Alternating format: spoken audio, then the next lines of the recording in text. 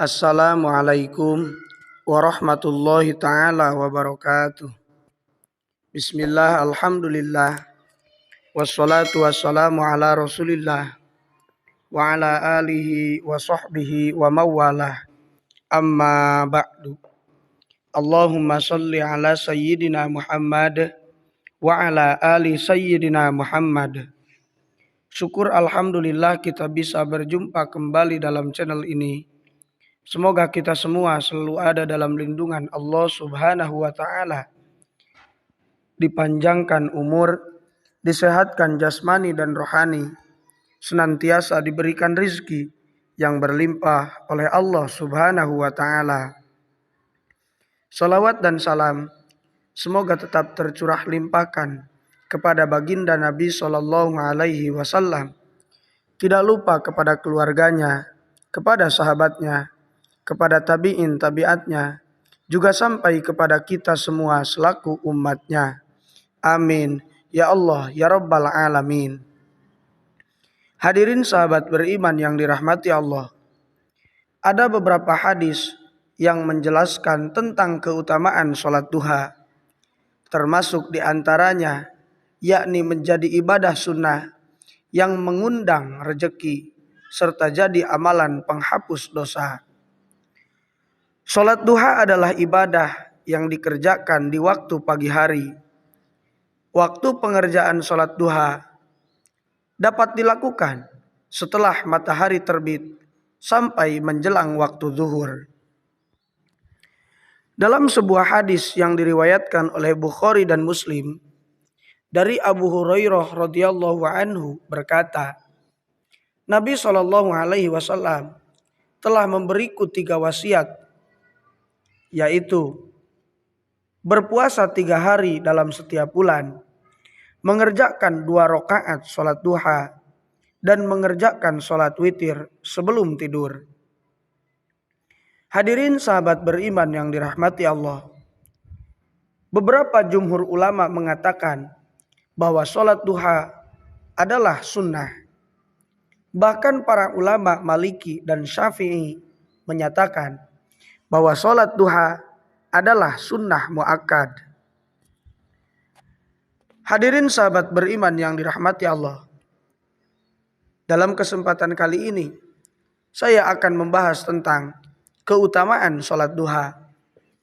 Dan sebelum kita lanjut, alangkah baiknya bagi sahabat semua yang belum bergabung dengan channel ini, silakan bergabung dengan cara tekan tombol subscribe, like, komen, dan juga share sebanyak-banyaknya untuk membantu mengembangkan channel ini menjadi channel yang lebih baik dan lebih bermanfaat lagi. Semoga kebaikan sahabat semua dibalas oleh Allah Subhanahu wa taala. Amin. Ya Allah, ya Rabbal Alamin.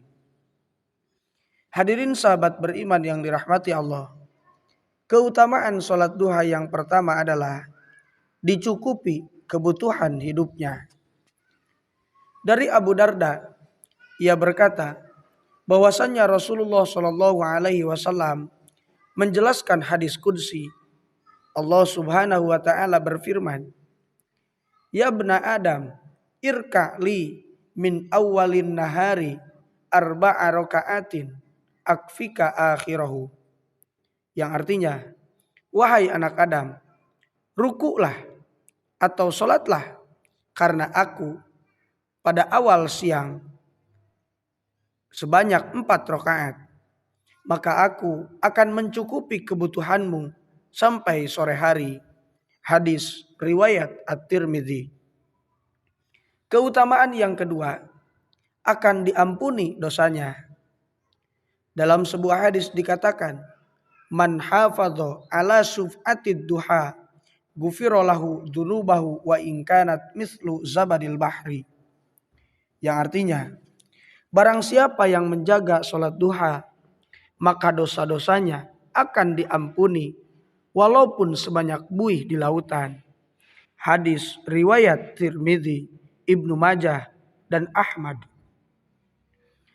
Yang ketiga, sholat duha merupakan ibadah yang bernilai sedekah. Dari Abu Dzar ia berkata bahwa Rasulullah Shallallahu Alaihi Wasallam bersabda, "Yusbihu ala kulli sulama min ahadikum sodakoh, fakullu tasbihatin sodakoh, wa kullu tahmidatin sodakoh, wa kullu tahlilatin sodakoh, wa kullu takbiratin sodakoh, wa amrum bil ma'rufi sodakoh, wa nahyun anil munkari sodakoh, wa yujzi'u min dzalika raq'atani yarka'uhuma minad duha." Yang artinya, setiap ruas dari anggota tubuh di antara kalian pada pagi hari harus dikeluarkan sedekahnya. Setiap tasbih adalah sedekah, setiap tahmid adalah sedekah, setiap tahlil adalah sedekah, setiap takbir adalah sedekah, menyuruh kebaikan adalah sedekah, dan mencegah kemungkaran adalah sedekah. Dan semua itu dapat disepadankan dengan mengerjakan sholat duha 2 rakaat. Hadis riwayat Muslim. Keutamaan yang keempat adalah amalan sunnah cadangan pada hari hisab. Abu Hurairah meriwayatkan sebuah hadis bahwa Nabi SAW bersabda, "Inna awwala ma yuhasabu bihil abdu yaumal qiyamati min amalihi salatuhu." Sesungguhnya yang pertama kali dihisab pada hari kiamat nanti dari seorang hamba dari amalnya adalah solatnya. Fa in solahat faqad aflaha wa anjaha. Apabila benar solatnya, maka ia telah lulus dan beruntung. Wa in fasadat faqad khoba wa khosira. Dan apabila solatnya rusak, maka ia akan kecewa dan rugi. Fa ining takoso min faridatihi syai'un. Jika terdapat kekurangan pada solat wajibnya, qala Rabbul Ta'ala, maka Allah Subhanahu wa Ta'ala berfirman, "Ungzuru hal li abdi tatawwu'in." Perhatikanlah, jikalau hambaku mempunyai solat sunnah, maka sempurnakanlah dengan solat sunnahnya. Summa yakunu sa'iru amalihi ala dzalik.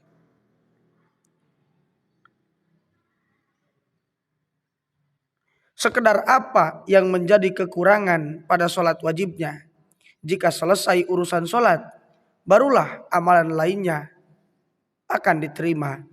Hadis riwayat An-Nasa'i, Abu Daud, At-Tirmidzi, dan Ibnu Majah. Hadirin sahabat beriman yang dirahmati Allah. Dari hadis tersebut bisa kita tarik kesimpulan bahwa sesungguhnya hal pertama yang akan dihisab ketika kita meninggal dunia nanti adalah solat kita. Apabila solat kita lulus, maka semua amal ibadah kita juga akan lulus. Nah, ketika solat kita ada yang kurang, maka solat sunnah merupakan penyempurna dari kekurangan solat kita tersebut. Yang kelima, keutamaan solat duha adalah akan dibangunkan sebuah istana di surga.